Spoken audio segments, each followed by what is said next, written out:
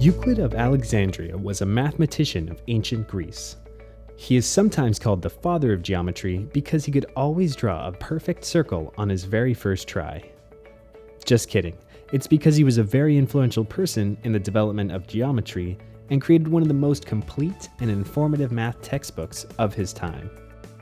In Euclid's Shapes, we use virtual reality to explore and learn math concepts using all kinds of shapes and math tools.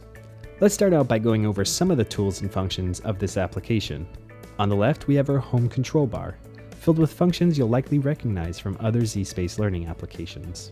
On the right, we have our backpack, which contains a bunch of math pieces, and I'm talking a lot. These include rainbow cubes, which are kind of like snap cubes, square tiles, pattern blocks, base 10 blocks, fraction bars, and symbols.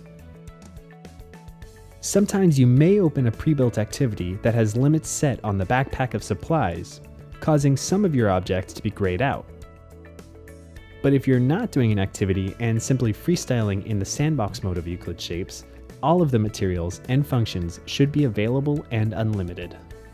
Now let's start adding some of the shapes from our backpack to our table. That's a lot of choices. Let's just take a bit of everything by clicking and dragging the objects with the front stylus button. Oh, and if you need to move your table to get a different view, click these arrows around the table to rotate it or to tilt. Now that's a pretty impressive arrangement. But wait, I need to show you more of the features. Let's clear up a board by selecting the broom. Great. Now let's select rainbow cubes and right-click them to bring up a context menu. The context menu gives us more options to manipulate shapes. In the rainbow cubes context menu, we have the option to duplicate an object, group objects together, ungroup objects, and delete them. Let's try ungrouping these rainbow cubes. See how I'm able to move cubes individually now, instead of grabbing all 10 at the same time? Now we can rearrange these blocks into a new shape.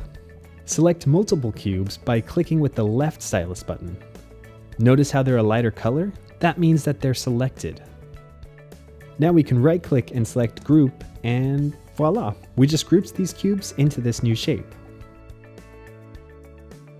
Just a quick note about context menus. The tools in these menus may change depending on the shape that you're using. Now let's head over to the Toolbox, located at the top of the scene. We can take a picture of the scene by selecting the camera, which turns our stylus into a stylus cam. We can zoom in and out by using the left and right stylus buttons. Then click the front stylus button to take a picture. The picture then saves to our photo gallery. We also have the grid. By selecting the grid tool, we can choose to display a small grid or a large grid, or no grid at all. With the falling cube, we can turn gravity on and off. I wish I could do that in real life.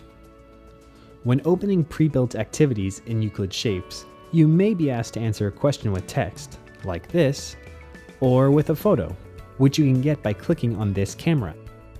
And then you'll see your photo here. To switch from question to question, we can use these arrows at the bottom of the box. When you're done with an activity, we can either submit our work or export it to a PDF. And don't forget your name and class. Phew, got all that? Great. Now let's see what you can do with Euclid Shapes for Z-Space.